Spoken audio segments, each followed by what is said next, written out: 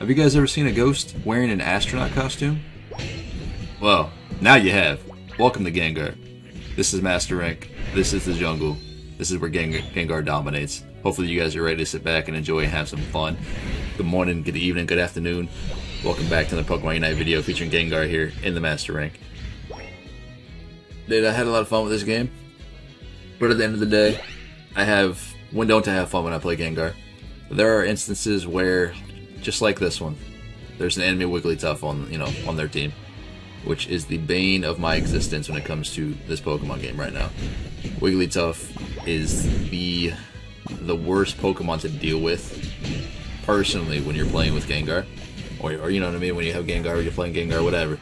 I think she is the worst Pokemon that you have to play up against, just because her Lullaby ability.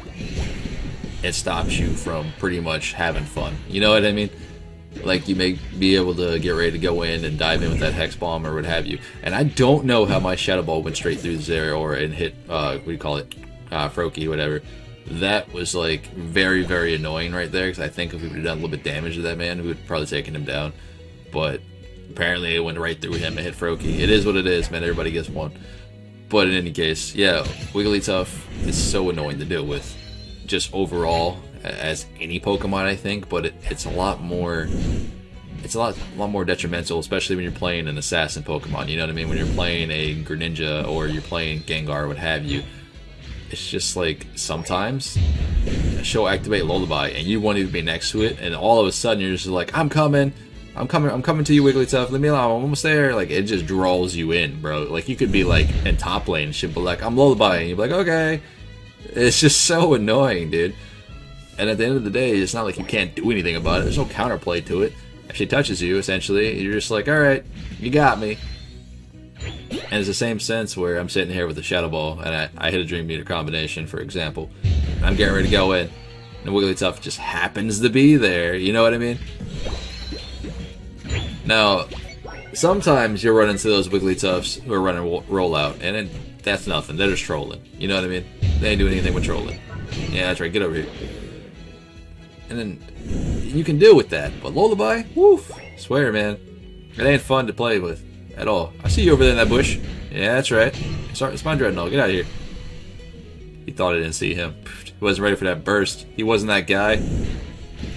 Come back for this Charmeleon, though. Like, we put him so far behind in this bot lane, it wasn't even funny. I saw our lane had a Kyria, or Ralts, whatever you want to call her, or Gardevoir, whatever. My job at that point was to just sit here and be a detriment to this bot lane, because I want my Ralts to be alive. No, you're not allowed to come back in this fight. I wanted my Ralts to be alive and get as much experience as she could, and I know bot lane would have been a struggle for her just because it was a Sylveon Eevee bot lane. See that right there? I was asleep. Like, all I wanted to do was, I was smashing Dream Meters. All I had to do, but I was asleep. I couldn't do it. So I'm like, team, you got Dreadnought, right? You can do this. Because that could have been pretty bad if Charmeleon walks over there, flashes Fire Punch, and but like, dang, I got it. That would have been really upsetting. But in any case, we got a Gardevoir on our team, so that's the lane I'm going to gank the most. I know that sounds kind of strange because we have a Snorlax in the top lane. And ideally, you would gank the Snorlax lane because it's a lot easier because he can set you up for kills and what have you. I try to get both lanes love when I do play Gengar, but I also, like I said, if I have a Ralts or if I had to have a Gibble, I try to gank that lane more. Because I don't want them to fall behind. And in solo queue, every solo queue game, you play with the Ralts, you play with the Gibble, 9 out of 10 they get behind, what do? They start taking your farm. Or they'll die like maybe 1 or 2 times and they'll come in your jungle and take your red and blue buff. It happens all the time. It doesn't matter. You know what I mean? So I try to get them ahead a little bit in lane, or make it feel like they're not struggling. You know what I mean? Not saying that you do struggle playing, Gardevoir or whatever. It's just, I think it's that player mentality. You know what I mean? Either way, we're able to take down this goal, do Gengar thing, get free kills. I love sitting here hitting Dream Meter, right? And people automatically think like you're just gonna jump right in there. Yeah, I'm not one of them players, man. I'm just not. You gotta sit here, you gotta be a little bit patient when it comes to Gengar. Obviously, Dream Meter Shadow Ball does a lot of damage, right? And to be fair, not a lot of people expect how much DPS it actually does. Like, it does a lot of burst. Now, you can just Shadow Ball, Dream Meter, jump in, right? You can just do that. But That's how you get yourself killed 9 out of 10. You gotta have your abilities off cooldown, or an ability off cooldown. I'm always back here throwing a few shadow balls before I pop into a team fight. Like, every time. Just because it helps me farm up my Unite move. It helps me farm up enemy kills, get them low enough so I can pop off on damage here. Again, we put this Charizard so far behind, man. It wasn't even funny for this game for him. I felt bad. Like, he already knows. He's like, I'm out on flash and see you later. Check button. And Snorlax, for some reason, he's just like, I'm going. He thought I was going to follow him, but nah, there's bees back here, bud. There's experience I can go pick up. But then I can go down to bot lane because Dreadnought is up. And come on, let's go. Waddle, waddle. Till the very next day. You know what I mean?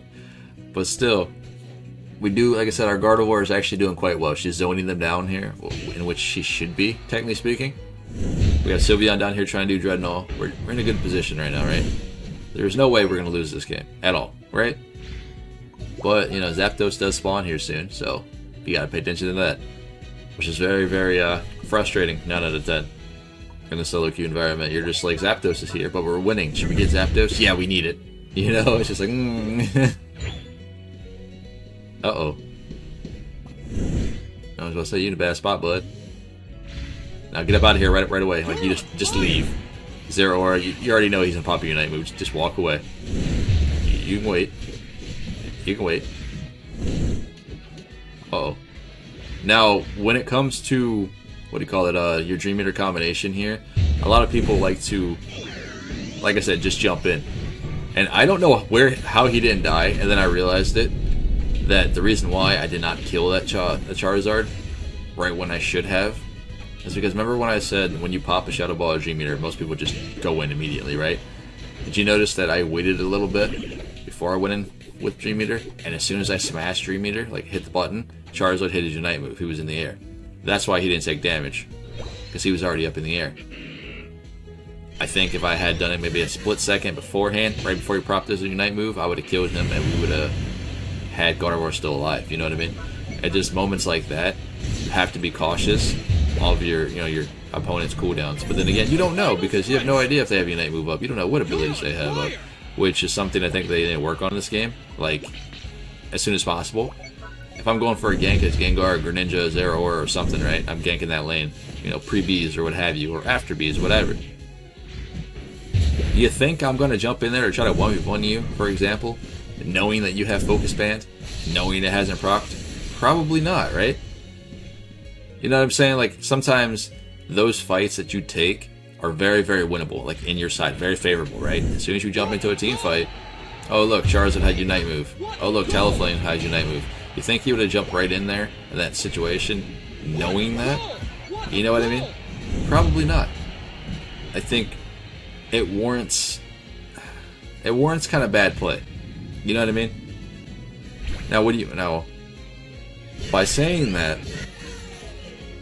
it could work both ways. So, for example, like, Pokemon Unite is a lot of people's first MOBA, right? A lot of people's first MOBA. New players, old players, kids, adults, it doesn't matter. A lot of people's first MOBA is probably going to be Pokemon Unite. And coming from League, Dota, Han, Smite, you know, what have you, you're able to see what items that enemy Pokemon... Oh, come on now. Sorry about that, guys. You're able to see what items they're carrying or wearing or what have you. You can also see when they activate their ultimate or Unite move, what have you. Pokemon Unite, you have no idea. You're literally just jumping in every single team fight, taking a guess that, hey, that hopefully they don't have Buddy Barrier, or hey, he doesn't have Focus Sash.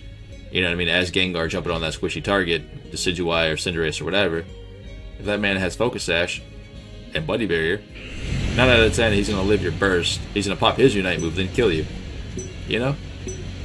Well, this is why I said you can't just Shadow Ball Dream Eater immediately and just jump in. You gotta kind of feel it out, poke a little bit, and see where your burst window is, then smash that Dream Eater button. Get those free kills. But hopefully everyone else has had a fun time playing Pokemon Unite. This has been a Gengar Spotlight, as usual. Smash that like button, join that Discord. Come tell me I suck. Or just come out and play some games, man. People are looking for groups right now. But in any case, it's been Pawse Plays. I will catch you guys in the very next video. Stay lookout though. Machamp, brand new skin. Let's get it.